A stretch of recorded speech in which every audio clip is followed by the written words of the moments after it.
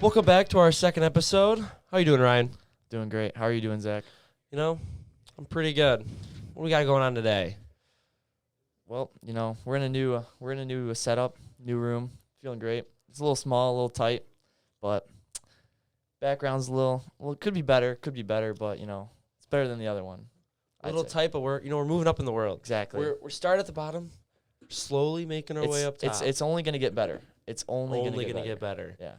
Well, today we are joined by the junior student council class president, Ben Maher. Hey there, guys. How Thanks we for doing, having Ben? me. I'm good. I'm excited to be here. Glad to have you. We are very glad to have you. Glad you could join us. Yeah. So we wanted to talk about Charity Week, actually. So last week was Charity Week. Yep. What did you think of it? How was it? How did it go for you? How did it go for your grade? How did it go for everyone? I think this year's Charity Week was a massive success. It was a tough week. Like going into the week, we knew it wasn't going to be everything that we had experienced in the past. But I think all things considered, considering like the underclassmen had no clue what Charity Week was, most of them, unless they had like an older sibling, they'd never experienced this sort of thing before. So I think taking that sort of stuff into consideration, it was a massive effort by the entire school, and I think we did really well overall. What is it, like 800 incoming or new Yeah. students for Charity Week? So Yeah. it's a big chunk of money there. It is. Yeah. Well, with that, how could you make Charity Week better next year? So even though this year's was great, how can you make it better for the people that didn't? It was their first time experiencing it. Yeah, I think a couple things that are easy to say would be like having a dance again. COVID stopped us from having a dance this year, and I think that is a big fundraising opportunity, but also just a big opportunity for people to get involved. And Charity Week is also about community. There's such an amazing community at Athens that is formed around Charity Week, and it's a really special thing that we all get to experience. And I think a dance is just another way of showing that we all get to come together at the end of the week after such a great week of fundraising and doing good things. And it's a nice way to cap it off and celebrate it. And then other ways we could improve are just having more participation. Now that we're more used to Charity Week, we'll be back in the flow again of an annual Charity Week. We'll be more used to what's going on. And instead of having 800 new people, it's only 400. It's only one class.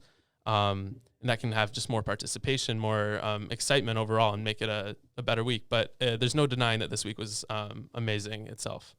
Do you think you guys should take a different approach for Mr. Athens, because it was only upperclassmen, one junior, Yeah. and what, Five five seniors, but then Huncho but then- didn't even show up to the Right. Yeah. pageant or So whatever. what do you think?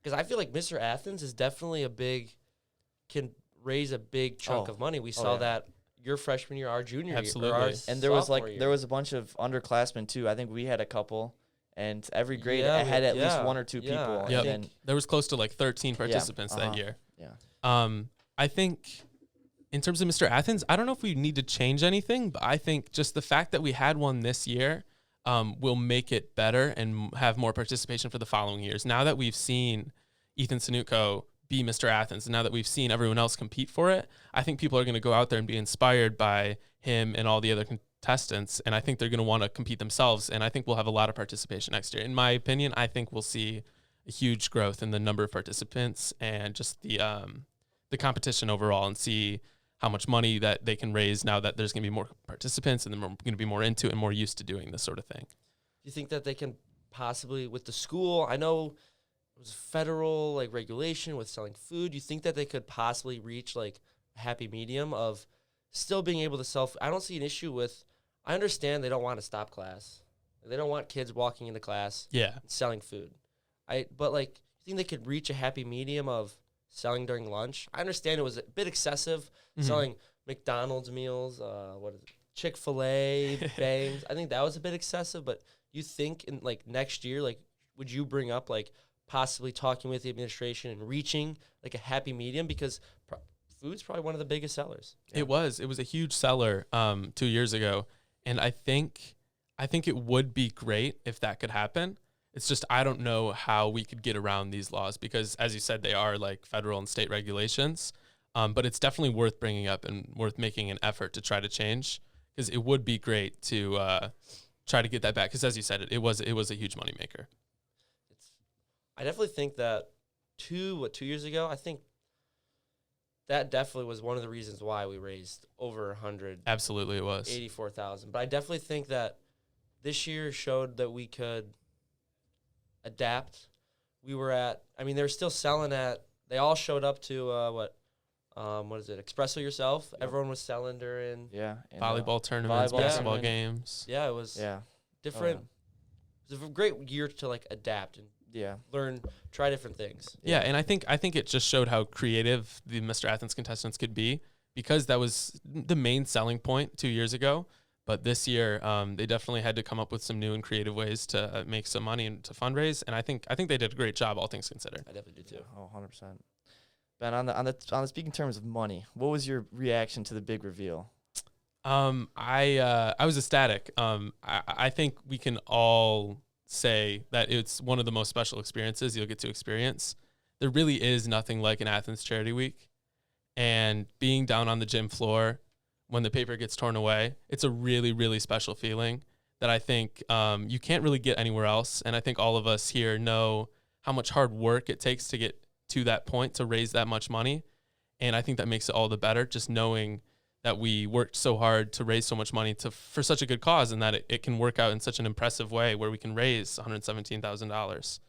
There's really no other feeling like it. Oh yeah, we just have a great community and a great school to back us up on that. It's just great feeling that we could possibly save so many lives with that. Mm-hmm. So I think it made it easier too, is that it's that connection to Athens. oh yeah, Yeah. because Alex went to Athens, and pretty much everyone on their team went to Athens. So it just made it even more special, I'd say. Yeah. I think you see that trend with the charities, that every charity at least our 4 years we've raised over $100,000 each year at least. But like years past, like 10 years ago, we had the Brett Cass guy. He was a reporter for Channel 4, but he went to Athens. Mm-hmm. And back when he did Charity Week, it was like they raised like 30,000, 20,000. That's still like good money, but then we didn't have our first 100,000 until we did it for a girl who went to Athens, Yeah, Jenna exactly. Cass, Yeah. and then we continued to raise more and more. And I think the connection definitely plays a big role in how we react. That definitely was shown through the teachers, I think, knowing that so many of them taught Alex and Tyler as well. And I think that that's why we had such a massive turnout for teacher court. Yes. And also just like the overall just feeling of Charity Week. Like it's a heavy subject, and it's definitely a not just it's not easy to talk about, and it's not easy to go through an experience. And I think that it definitely was something that affected a lot of the teachers, and I think that's why people worked so hard to raise so much money. Yeah, like you said, it's just such a personal thing. Definitely teacher court was a shocker in my opinion.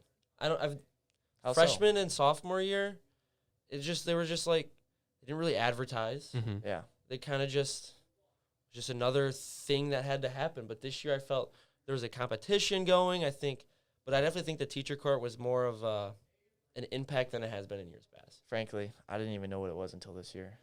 That is, yeah, I agree. I always knew it was a thing, and like I knew teachers won it, but I don't think it became much of an impact until this year. And I think that helped continue like fill in with Mr. Athens. Yeah.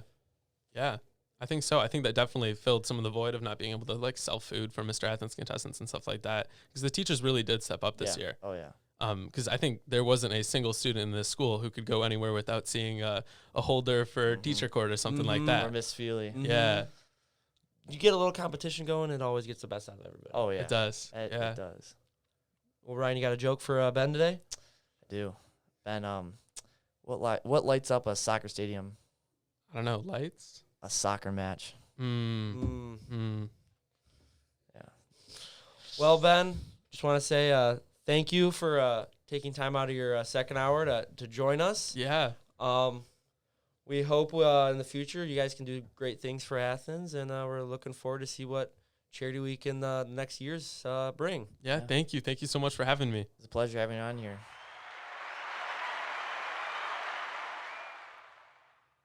All right, Zach. Did you watch the big game last night? Michigan State? I watched the first half. And, for the first, 5 minutes of the game, I was like, all right, it's gonna be a game. Well, the first 6 possessions, both teams made buckets. Yeah. 6-6, 5 minutes in, and then Michigan started hitting their threes, and then Michigan State started becoming Michigan State. Turnover, forced shots, turnover. I went to bed at half. I couldn't even watch it anymore. At the half, they were down 14 at half, 18 at half. It was really depressing. Yeah, I think right before half Michigan had that 14-0 run, which really killed State. Michigan was making every shot they put up, and State just nothing was falling, and that really the momentum there was not it for State. It's just I saw this one tweet one year, or actually a couple weeks ago. It was when Michigan State was playing Iowa at Iowa. It was a Tuesday game. I think it was last week, right? It was last week. I think so. And it was a tweet. It's like, it's Tuesday.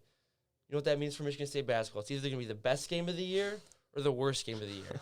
And they seem to prove every year that it's just the worst game every Tuesday. And they're coming off a big win against Purdue. Yeah, very inconsistent. And I can't stand Michigan, and if Michigan State would have won, it would have probably ruined Michigan's chances of making it into the tournament. I think Michigan has a really good chance of making the tournament now, especially if they win one, because they play Ohio State and Iowa up next. And they're all at home, I think. I think so. And they're both ranked teams, 23 and 24, I think. So if they get a win over one of those teams, I think it's an automatic in. Well, Ohio State did just lose to Nebraska last night. They did, it was Nebraska's first win against a ranked team, I think, since 2019. Really? I think that's what I heard. Well, it was yeah. Nebraska's not ranked, yeah. I don't know. It was. But who's your pick for March Madness? Who's your pick to win it all? I don't know. I don't really usually like to go with the top dog, either Kansas or Kentucky. I'd say. So they got a solid squad, but Kansas I think does have a lot of freshmen, but I don't know. Yeah, can they handle the bright lights as a freshman? Freshman young team. Freshmen don't win championships. That is true. Freshmen do not win championships. True. That is a good statement. Freshmen don't win championships. They do championships. Not. They don't have the experience in the tournament. And that's key. That is what you need to win the tournament is experience. But does last year, even for teams with or sophomores this year, does last year even count as tournament experience? I think so. Why wouldn't it? It's just the different. Did they really even have fans last year at the games? Was it really the same as in years past? Not exactly, but it's still experience, I'd say. I'd say it's better than not playing it at all. That is true. I think this year will definitely be more like years past, where the stadiums will be full. And I'm excited. I'm looking forward. I think I'm looking more at the teams that are like right now ranked like 9 through 15. I think like what Villanova just there's lost a lot to of good Providence teams. last night. I think Providence has been an under. I don't know anything about Providence. Exactly. I think they're a team that will do well the tournament. I think Villanova's obviously, they're a higher rank, so usually in years past they're more for upsets. I think Wisconsin, I can't stand Wisconsin, but they're good for 1 or 2 upsets in the tournament too. Maybe even UCLA again. Maybe. Oh, because they played MSU in a playing game, and then they went to the Final Four and lost on that buzzer beater to Gonzaga. Yeah. Mm-hmm. Crazy game. I don't even think Gonzaga's a real school. They only come around during basketball season. Yeah, they're a basketball school. I'm convinced they're only around. I don't think they have a football team. I don't think they do. All right. Sorry. We're joined with Jillian Sayek from the girls basketball team. How you doing, Jillian, today? Doing great. Thanks for having me on. Yeah, no problem.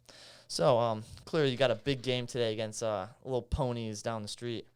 What is going through your mind right now for the big game tonight? I'm super excited to play, but also big nervous. The stakes are high for this game, with the losing team going home and ending their season. But I think as a team we're ready, and we just need to show up and get business done today. I like it. I'm excited to watch.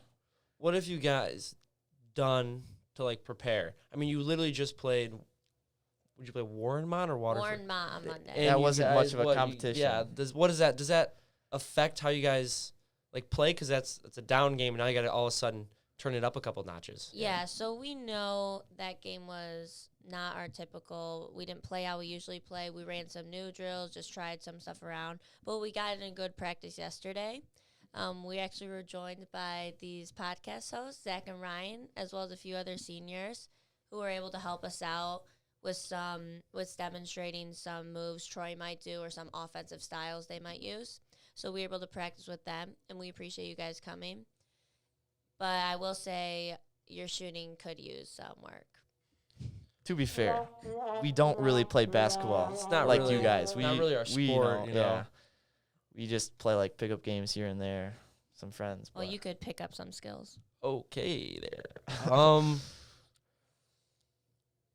Um, so you played Troy High home really early in the year. Yeah.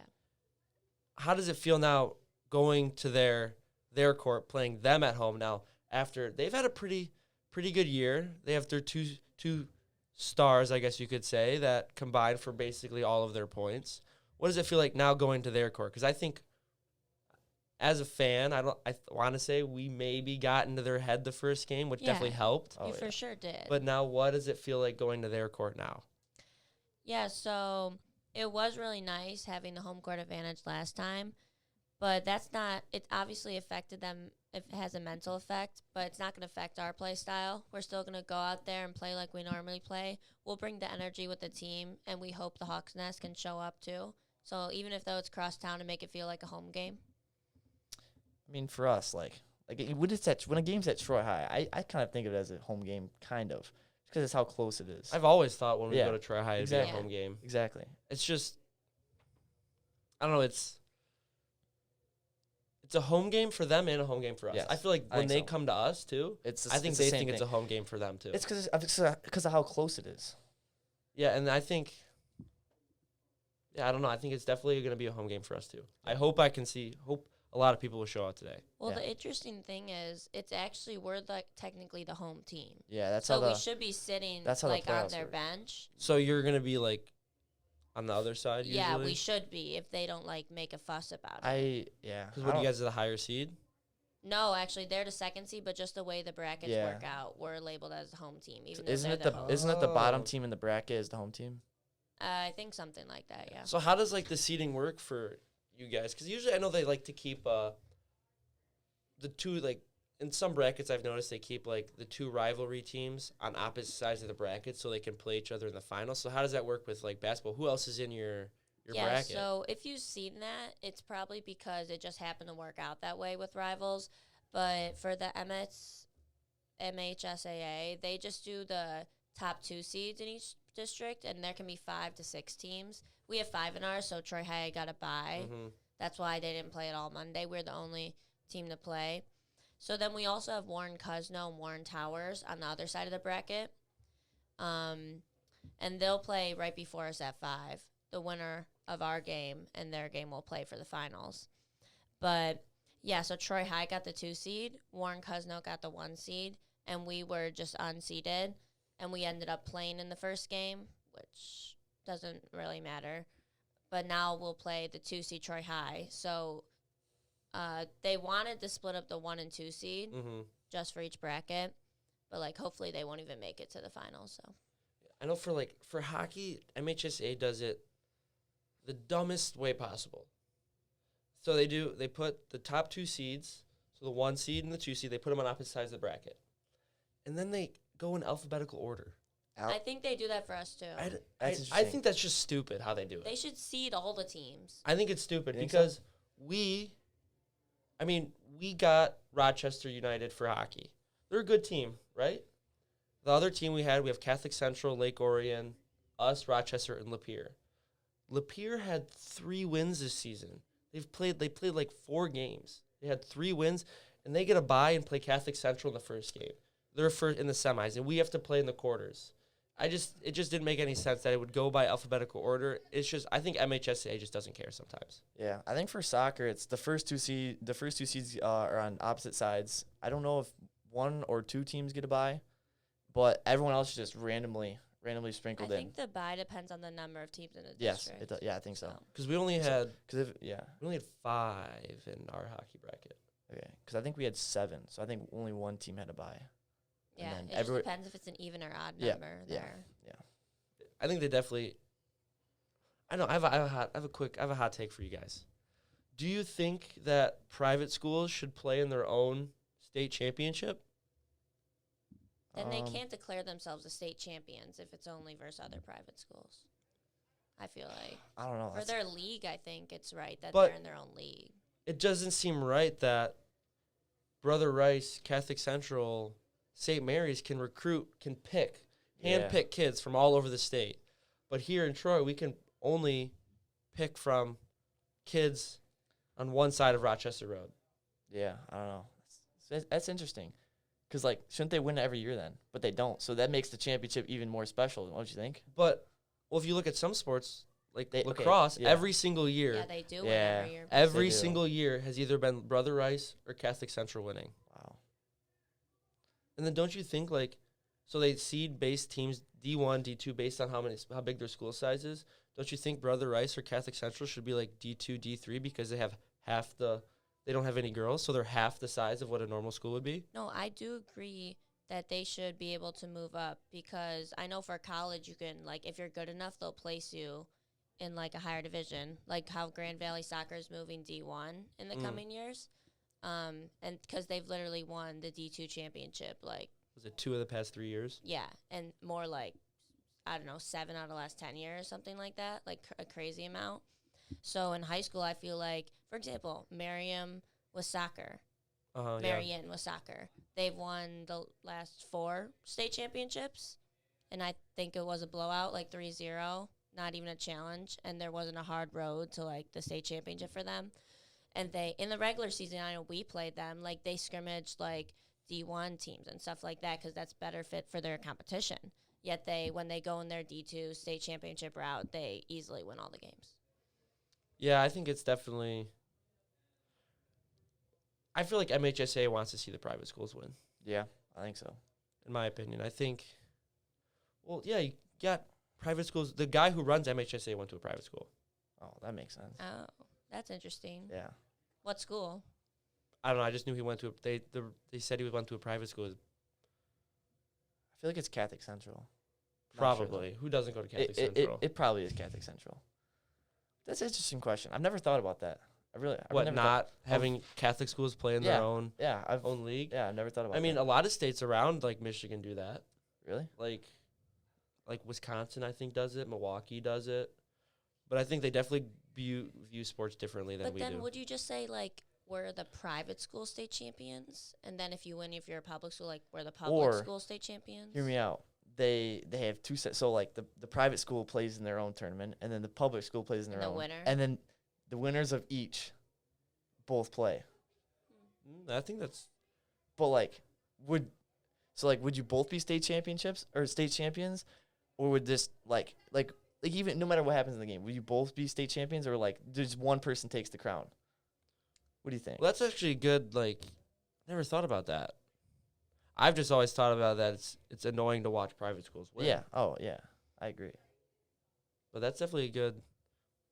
You play 2 separate brackets, Yeah. but then come back together. Yeah, like a private school bracket and then a public school bracket. That's interesting. Yeah, I definitely have never thought about that.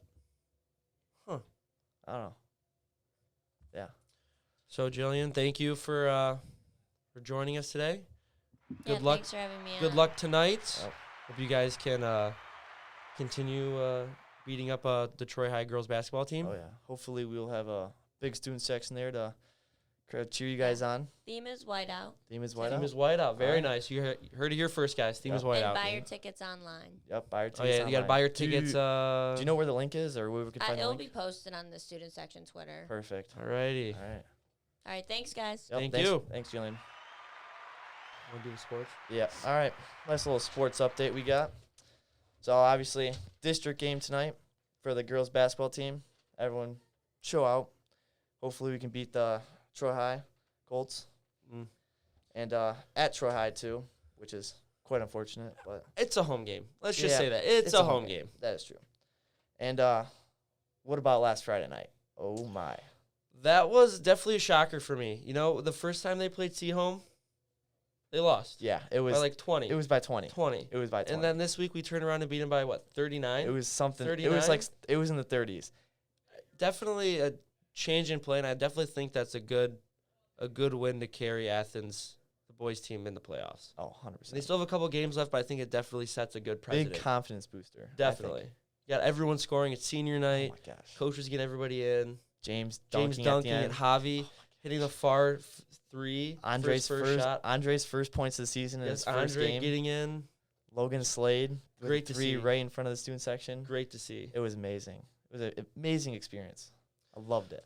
Let's give a little shout out to the powerlifting all-state finalists. We have Emma Carrier, Cecilia Chung, Eva Hobley, Christina Johnson, Emma Leonard, Aaron Schwartz, Liliana Tasic, Landon Wong. Let's give a big congrats to those powerlifters who are now state finalists. It's great. It's great to hear, Great that they can represent Troy Athens like that. especially in like something that's so new. Yeah. Like, never would have thought of joining powerlifting. No, I definitely think that's a good boost for a good advertisement, I guess you could say, for Yeah. years to come. Kids hearing that they can get out there, you're lifting, you're staying fit, Yeah. Oh, yeah. you're preparing for your spring sport if you have a Yeah. spring sport. Yeah. And just getting healthier. It's great. And for cheer team, wow, 5th place. That's a Points, tough one to swallow. 8-2 points from being away from going to states. That's a tough one to swallow. I feel like it's kind of just like it's like probably like some petty points off here, petty points off there. I think I definitely would have been heartbroken if I was on that team. Yeah. I don't would know have too. how that's, But, I mean, but they had a great run. yeah. I think they definitely they made it to regionals. They made it past district into regionals. I think they definitely had a great showing. Yeah. Congratulations to all those ladies cheering. What a Alright. season. Alrighty, thank you guys for tuning in. Yeah. We will see you guys in our next episode. Yeah. Should be Friday.